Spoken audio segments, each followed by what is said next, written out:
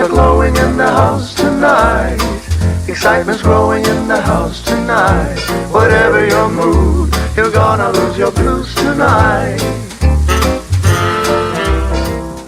100 years. It is incredible that this place is still here, and not only that, is still going strong. And if you haven't seen the historic Artcraft Theater in Franklin yet, and frankly, this is the first time that I have seen it, you need to get down here, particularly to see a show. We're just going to take some time and talk about the history of this wonderful place with Rob Schultz. He's the executive director of Franklin Heritage and the historic Artcraft Theater. Franklin Heritage has owned this theater for a while. Rob, first of all, thank you. This is just an absolutely gorgeous place. It's a timepiece, as you called it, but at the same time, it's all here, and it's wonderful to have this place. You know, I think that's one of the best things is that when we acquired this theater, they didn't really throw anything away. They just covered it up. So all of the murals that were on the wall, all that got painted over white, and then they put wallpaper on it, you know, and so that's what took a majority of the time is you know, you got to peel away the wallpaper and then do paint scrape analysis to figure out where the murals and things were. But you know, little by little, each year we found more, did more, and so that whenever the patrons came in to a new show, they always saw something being restored. And that was, I think, it was the key to this is we're going to be showing movies, you know, classic movies, your Casablanca, Wizard of Oz, those types of shows here in a movie theater that is absolutely a classic in itself. And the theater started out as a silent movie theater in a vaudeville house. And W.W. Akins, who was a newspaper producer for the Franklin Evening Star, had the insight and the wisdom to say, you know what, we could put a theater here, and this would be another stopping point for vaudeville shows. So they could be in Indianapolis, and they got to head to Columbus anyway, so why not put it in Franklin? And the same works today with you know, bands touring and stuff. We do the same thing. They're going to be playing in Indy. They're coming through here. We pay the gas money for the bus. We feed them, and they get some hotel space instead of sleeping on the bus. But that's, you know, this still applies today. And I think one of the things that we've learned is if you know your history of your building, of your town, you can work from it and create and recreate what was there. So when they built the Artcraft, it was the spark of the downtown, because suddenly more people were going to be coming from all different directions to come to this new theater, to watch the latest vaudeville act, to watch the new movies. Movies back then were 15 minutes long, because they were supposed to be, it was just a fad. You know, it was always going to be vaudeville, and they would just stick this 15-piece, you know, or 15-minute movie into it. And so as it continued to develop, well, then the Willard next door to us was just an Italianate house. And then they built a hotel around it so people could stay here and attend the shows. And all of these places, restaurants started being built, different shops. And so what we're doing today is no different than what they were doing back then. They were building them, and what we're doing is we're restoring them. And so some of these buildings that have had different, like one of them was a doctor's office on the corner, Main and Madison, and now it's got great coffee and pastries and all of this kind of stuff. It's an adaptive reuse. But by restoring all of these great buildings, we're bringing back the Franklin of the 1920s, but bringing that nostalgic feel. And that's everything that we do here at the Artcraft is original, authentic, and nostalgic. And so any of our shows, you're going to see some stuff off the stage. We're going to be doing some pre-show events before the movie so that the audience can play around with it. You know, we have short attention span theater, so it's a, you know, 30-second little skit about, you know, whatever the movie is. With A Christmas Story, it's actually the old man getting the leg lamp, and you know, and he's so excited with that, and so we give away prizes related to that movie, and so, you know, you get Lifebuoy soap, you get a mini leg lamp, gift certificates to Chinese food restaurants and stuff, but the audience gets to play along with that, and then we have a long distance award for the person who has traveled, you know, the absolute farthest, and their prize is it's a certificate sealed in the finest plastic we make here in the city of Franklin that says they've traveled the farthest. Plus, they get a bucket of Norton Green Farm popcorn, which is locally grown and internationally known. So all of this stuff over time has just been layered on, and so our audience plays back and forth with us, and they're really part of the show, and I think that's what vaudeville did back then. Is you had a magician, you had and they're playing with the audience. Yeah, I think do you have as much fun as I do trying to explain to this generation Yes. what exactly vaudeville is? Because Yeah. you know, people come in here, they'll notice there's a stage here. Yeah. Along with a screen. Yeah. And you have to understand that there was, in the early days of movies, sometimes it was the stage show that was the big Yes. draw, Yes. as opposed to whatever film you might be showing. Right, and so what we're going to be doing with this party on September 10th is you'll come into the theater, 625 seats, and there'll be different little vaudeville acts. So you'll have a magician, the tap dancers will come out, and they're the honey taps all the way from Chicago. There'll be a little silent movie, and there'll be musical accompaniment to it, and you know, it just keeps going. Vaudeville was just boom, boom, boom. You know, every 15 minutes there's going to be something else happening, and that's what we're going to try to recreate on that night. Is you're back in the 1920s. You're watching this event take place in front of you, and the juggler is doing something just goofy as heck, and you know, you can't watch enough of it, and that's what we're trying to capture here. Is that sense of being there when that happens. So that'll be from 7 to 9. At 9 o'clock, we're going to open up all the doors, and we have a street party. We've got all of Main Street from Jefferson Street over to Madison is all roped off. We're going to have a tent that is a 1920s speakeasy with 1920s themed cocktails. We're going to have, everybody will be costumed up. We're going to have a bargain wagon with fortune tellers. We're going to have a big dessert tent with really decadent desserts and coffees.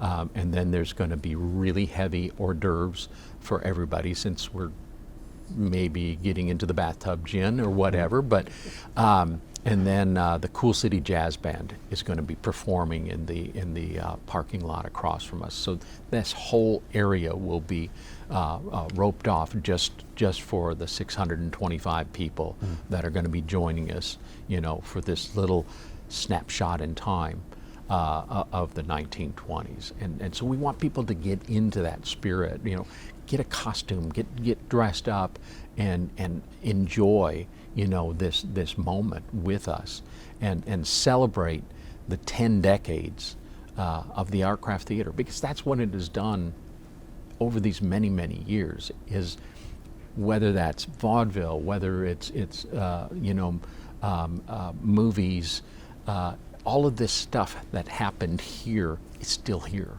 It's still written on the walls, and some of that we're going to show other people in the week of November 1st. November 1st was actually the opening date. We're going to have tours. There'll be free tours, and you can go back and see what these folks, you know, wrote on the back of these play flats when they starred in this in this play. The College Widow, and you know, Bonnie whatever, 1924. All of that history is still there, but most people have never seen any of that. So we're going to give tours of that. We're going to have some of the older movies and interviews that were done. Howard Caldwell did one in the 1980s. It's precious because the managers were talking about what the movies were like back then.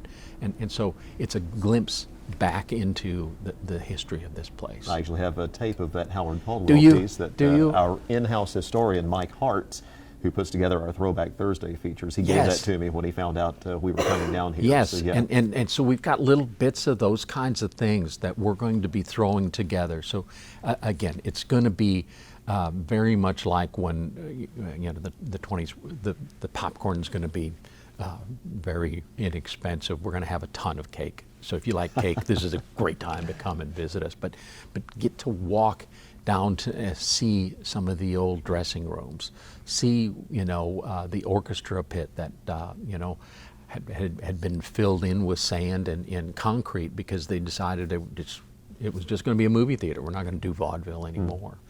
And then hear some of these stories. But the other part of it is, if you were here as a kid, or your parents brought you, or whatever, we want to hear those stories because there were a lot of first dates here. There were a lot of people who actually got engaged here and end up being married. We had a family, and they're the cutest family, and they were coming into town. It was their first date, and he's driving her in, and they're coming to see Journey to the Center of the Earth. So the car was having problems, so they dropped it off at the local service station, and they went, saw Journey to the Center of the Earth. Walked back, it's still not done, so they went to the double feature. And when they're watching the double feature, the gentleman turned and he looked over and he goes, "This is going to be my future wife."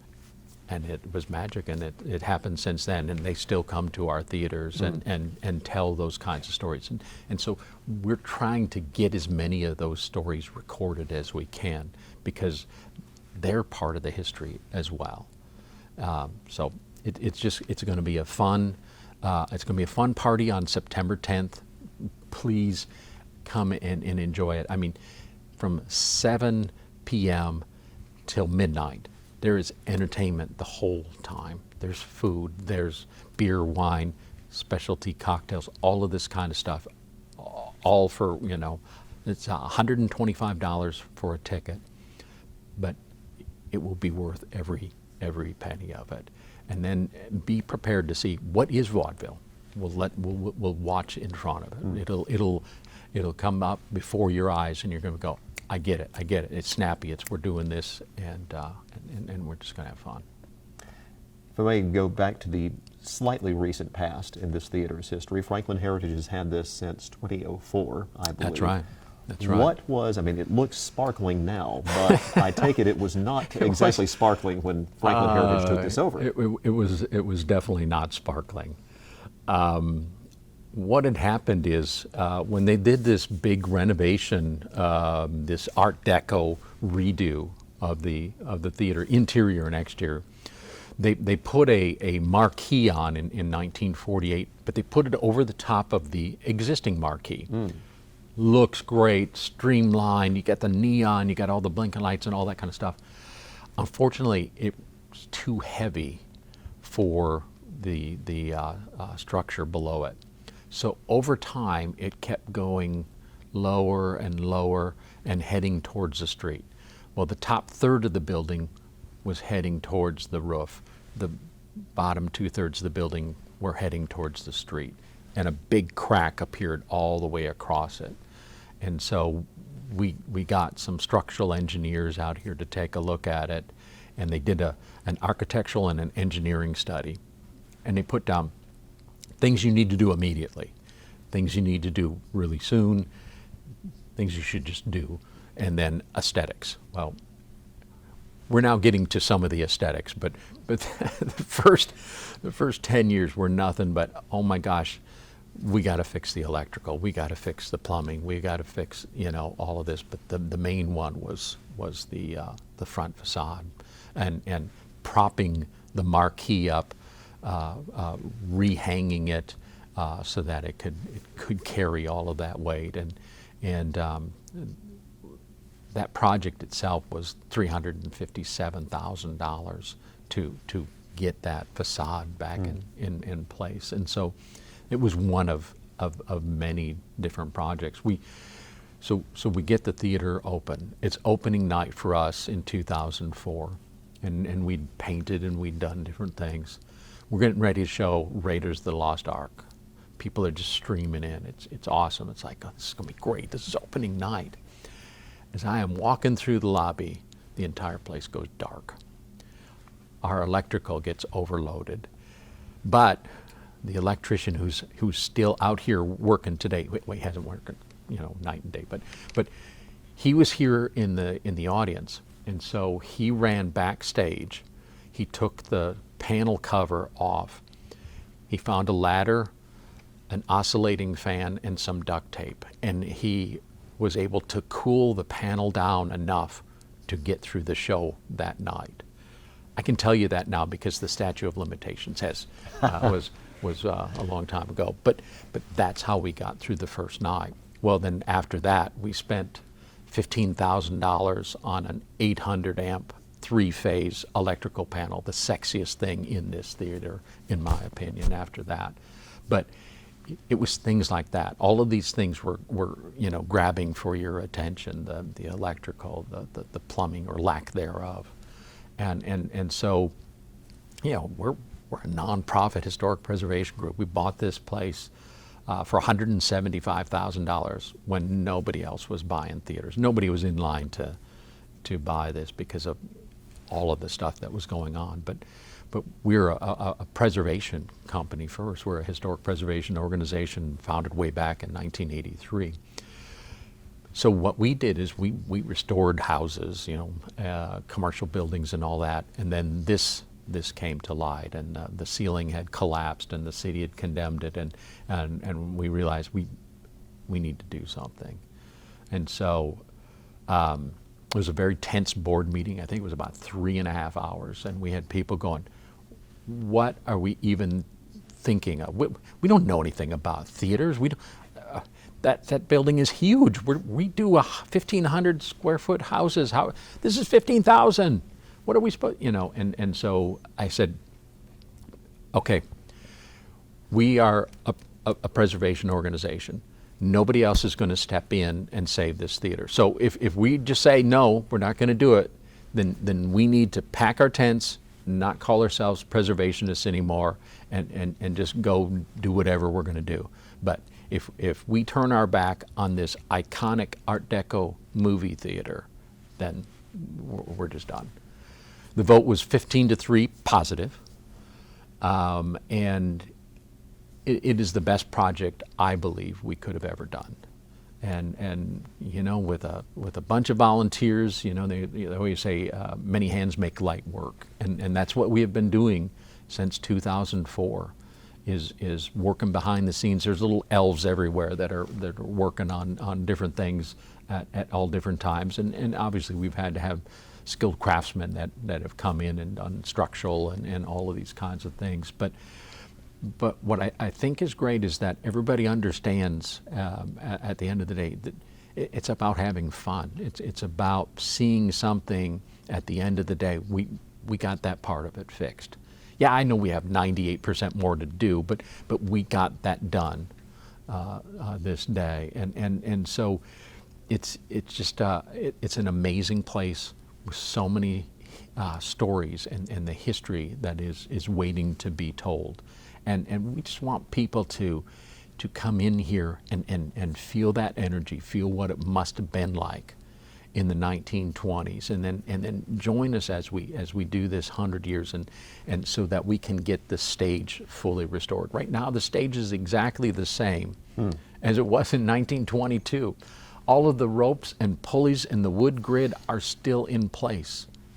It hasn't changed, and because of that, we're limited on the amount of curtains and things that we can hang. It's the weight.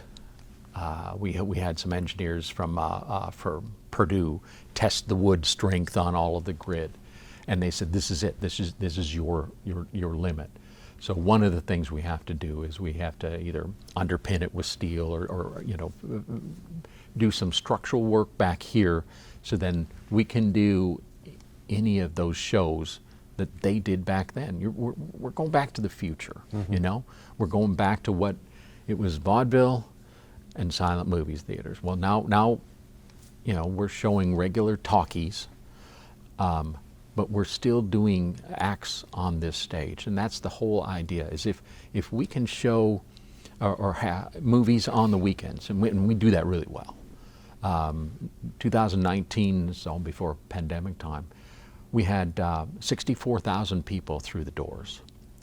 So if we can do like the Glenn Miller Orchestra, we have them once a year, and some of these other acts during the week, that means that's many more people downtown. Well, that helps out every restaurant and bar and shop here in town. That's what this place started out as. It helps the mom and pop places, and that's our goal. And our goal is to get every one of these buildings restored. We got 28 out of 32. We're getting there.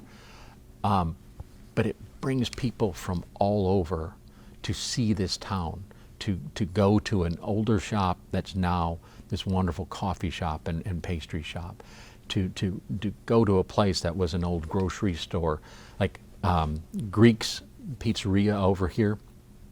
They used to be Kroger. There used to be 5 grocery stores downtown. So it's just bringing these buildings back with that history and respect for it, putting new uses in, so that people come down and go and then you're just amazed at the architecture. And so that's what Franklin is. That's what we have been, you know, working towards, is creating a place that's still a small town, but has all of these benefits tied into it. Well, you could, I mean, we could tell stories all day, I'm sure, but yes, you only have so much film. that's okay. Well, we don't even use film. Unlike the Artcraft Theater, which does use film. If you watch a movie here, just about all the time, you're going to see an actual film, not a digital reproduction. But you could be part of the next 100 years of the Artcraft Theater if you join them on September 10th for their big gala, as Rob told you about. We'll have the information at WRTV.com as to when it's going to be, where it's going to be, what all is going to be here. But come be part of this, or just come see a movie, because check their schedule. They're showing some great movies all the time, every weekend, along with everything on stage, as Rob told me. Rob Schultz, thank you so much. Really appreciate your time today. Ray, I love the fact that you came down here. Love your radio voice. I appreciate it very much. And behind the camera is Shay, who's been doing it for 27 years and doing a great job of it. Awesome. Come back anytime and we'll give you the grant. Absolutely. Thank you.